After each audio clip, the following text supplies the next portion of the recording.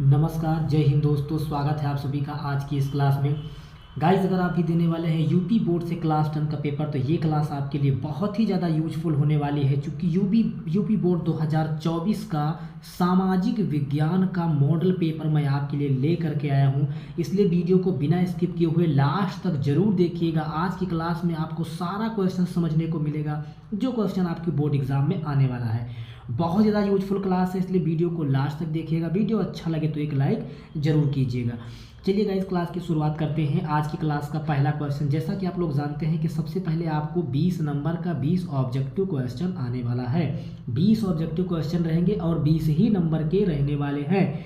तो पहला क्वेश्चन है कि ऑटो वान बिस्मार्क का संबंध किस देश से है? जर्मनी से है, इटली से है, फ्रांस से है या भारत से है? तो जो ऑटो वान बिस्मार्क था, इसका संबंध जर्मनी से हो जाएगा, यानी ऑप्शन ए सही हो जाएगा। दूसरा क्वेश्चन आपका गाइस है कि फ्रांस की क्रांति कब हुई? 1789, 1989, 1788 या 1786? जल्दी से इस क्वेश्चन का आंसर देंगे। फ्रांस की क्रांति कब हुई? याद रखिएगा, 1789 ईस्वी को फ्रांस की क्रांति हुई। इसके बाद गाइस आपका 3 नंबर क्वेश्चन है कि पूना पैक्ट किन दो नेताओं के बीच हुआ? गांधी जी और डॉक्टर अंबेडकर, गांधी जी और नेहरू, नेहरू और सुभाष चंद्र बोस, गांधी जी और सरदार पटेल।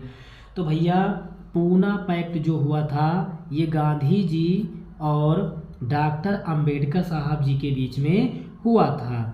इसके बाद गाइस अगला क्वेश्चन आपका है कि महात्मा गांधी जी ने असहयोग आंदोलन कब चलाया? बहुत बार पूछा जाने वाला क्वेश्चन है, वेरी वेरी मोस्ट इंपॉर्टेंट है आपके बोर्ड एग्जाम के लिए। बहुत बार ये प्रश्न बोर्ड एग्जाम में पूछा गया है। महात्मा गांधी जी ने असहयोग आंदोलन कब चलाया? याद रखिएगा, 1920 ईस्वी में महात्मा गांधी जी ने असहयोग आंदोलन चलाया। इसके बाद क्वेश्चन नंबर 5 आपका है कि जलियांवाला जो बाग हत्याकांड हुआ था, उसमें गोली किसने चलवाई थी? जनरल डायर ने, माउंटबेटन ने, लॉर्ड डलहौजी ने या लॉर्ड इरविन ने? तो याद रखिएगा गाइस, जनरल डायर ने वहाँ पर गोलियाँ चलवाई थी। अगला क्वेश्चन आपका है, चाय की खेती के लिए कौन सी मिट्टी सबसे अधिक उपयुक्त है? लाल मिट्टी, लेटेराइट मिट्टी, पर्वतीय मिट्टी या जलोढ़ मिट्टी? चाय की खेती के लिए पूछा जा रहा है प्रश्न, ध्यान से आंसर दीजिएगा। चाय की खेती के लिए आपकी जो लेटेराइट मिट्टी है, सबसे उत्तम किस्म की मिट्टी मानी जाती है। इसके बाद अगला क्वेश्चन है कि रियो डी जेनेरो में पृथ्वी सम्मेलन किस वर्ष हुआ था?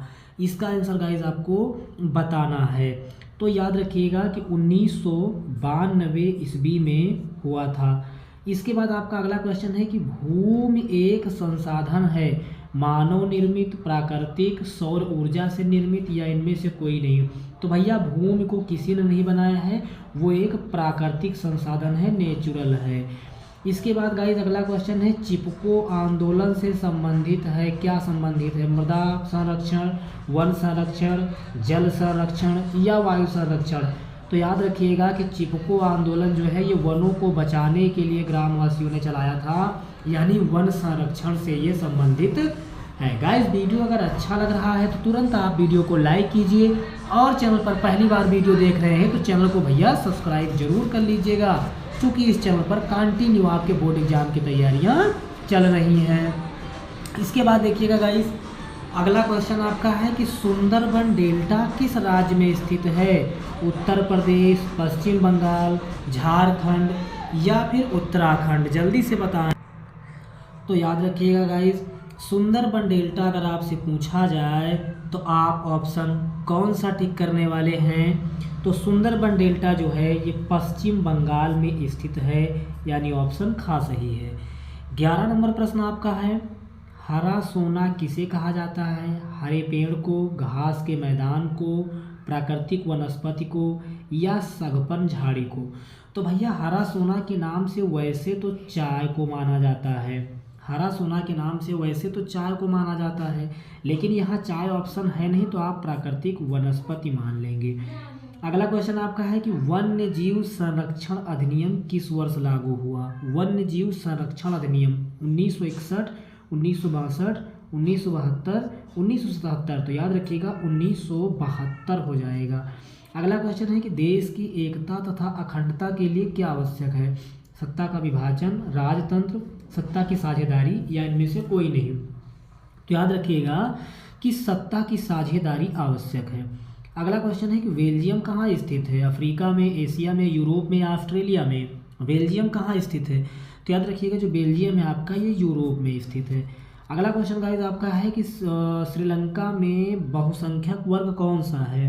अधिक संख्या में कौन सा वर्ग है? तमिल है, ईसाई है, सिंगली है या मुस्लिम है? तो याद रखिएगा सिंगली वर्ग वहाँ पर अधिक है। कहाँ पर? श्रीलंका में। अगला क्वेश्चन है कि मानव विकास रिपोर्ट एसडीआई कौन सा साइंगन जारी करता है? अंतर्राष्ट्रीय मुद्रा कोष, विश्व बैंक, संयुक्त राष्ट्र संघ या फिर यूएनडीपी? तो याद रखिएगा संयुक्त राष्ट्र संघ।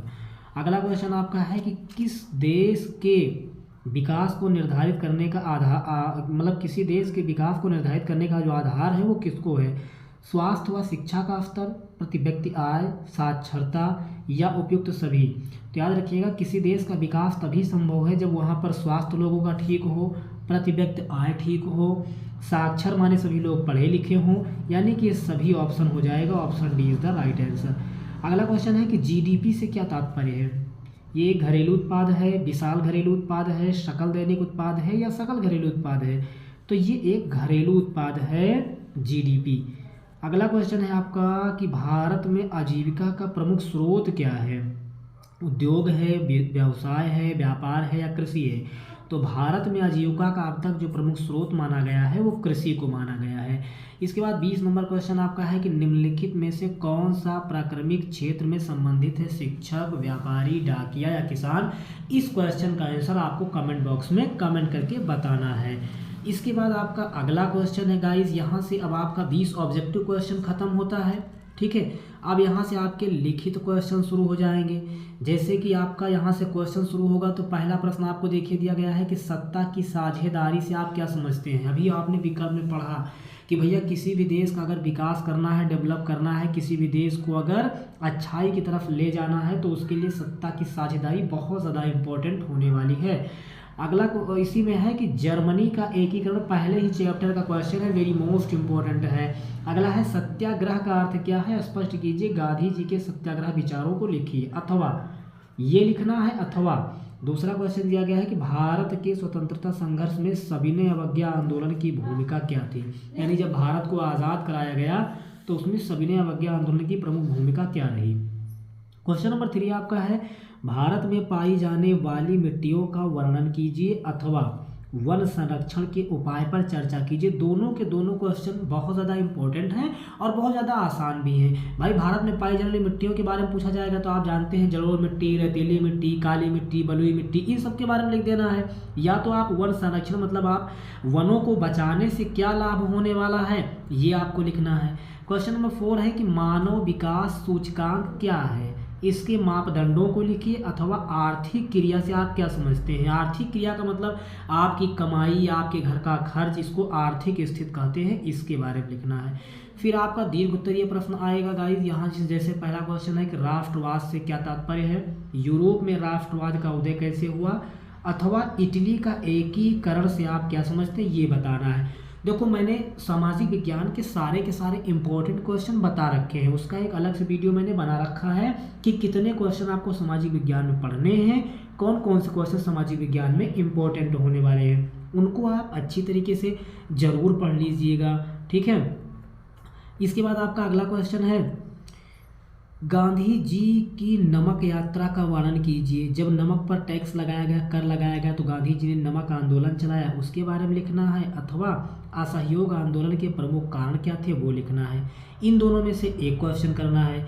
इसके बाद अगला क्वेश्चन आपका है कि संसाधन किसे कहते हैं? यानी आप जैसे अपने जीवन में आप क्या करते हैं, विभिन्न प्रकार के संसाधन का इस्तेमाल करते हैं, है ना। जैसे कहीं आने जाने के लिए आप गाड़ियों का इस्तेमाल करना, या फिर खेतों की सिंचाई के लिए ट्यूबवेल का इस्तेमाल करना, विभिन्न प्रकार के यंत्रों का इस्तेमाल करना, ये सब क्या है? कहीं ना कहीं ये सब संसाधन ही होते हैं। मृदा संसाधन संरक्षण के उपाय लिखे, यानी मिट्टी को आप बचाने के लिए, मिट्टी बहने न पाए उसके संरक्षण के लिए आप उपाय बताइए। अथवा वनों की हानि से क्या आशय है? अब आपको अच्छी तरह से पता है कि वनों की हानि से ऑक्सीजन की कमी हो सकती है, हमको औषधियाँ नहीं मिलेंगी, लकड़ियाँ नहीं मिलेंगी, फल फूल नहीं मिलेंगे, ये सब क्या है? वनों की हानि ही तो है। वन संरक्षण के उपाय यानी वनों को हम कैसे कैसे बचा सकते हैं ये आपको लिखना है। इसके बाद आपका क्वेश्चन है कि 8 नंबर, सत्ता की साझेदारी क्यों आवश्यक है, कारण बताइए। पहला ही प्रश्न देखिए शॉर्ट में पूछा गया था, घुमाकर यहाँ दीर्घ में फिर से इसने पूछ लिया। और अथवा आपको भारतीय अर्थव्यवस्था के प्राथमिक, द्वितीय और तृतीय क्षेत्रों का वर्णन कीजिए। इस तरह से आपके लॉन्ग आंसर और शॉर्ट आंसर गाइस आने वाले हैं। इसके बाद आपको मानचित्र भरने के लिए आएगा, जैसा कि आप लोग जानते हैं। तो मानचित्र आपको एक मैप दिया जाएगा, भारत का नक्शा दिया जाएगा, उसी में भरना होगा। तो पहला क्वेश्चन जैसे कि है, वो स्थान जहाँ जलियांवाला बाग हत्याकांड हुआ था। तो आप अच्छी तरह से जानते हैं कि पंजाब का जो अमृतसर है वहीं पर जलियांवाला बाग हत्याकांड हुआ था। जनरल डायर ने वहीं पर गोलियां चलवाई थी। अगला क्वेश्चन, वो स्थान जहां 1920 में भारतीय राष्ट्रीय कांग्रेस का अधिवेशन हुआ। तो 1920 में भारतीय राष्ट्रीय कांग्रेस का जो अधिवेशन हुआ था वो हुआ था कलकत्ता में। इसके अलावा 2-3 अधिवेशन आपको और याद रखने हैं, जैसे कि एक याद रखना है 1921 का अधिवेशन। अगर बात करें ये कहाँ हुआ था, तो ये आपका हुआ था अहमदाबाद में। कहाँ हुआ था? अहमदाबाद में। अगला आपको याद रखना है 1922 का अधिवेशन, ये हुआ था गया में। और अगला याद रखना है आपको 1923 का अधिवेशन, ये हुआ था दिल्ली में। ये चार के चारों अधिवेशन बहुत ज़्यादा इंपॉर्टेंट हैं। 1920 का कहाँ पर हुआ था? ये कलकत्ता में। 1921 का अहमदाबाद में। 1922 का आपका गया में। और 1923 का दिल्ली में।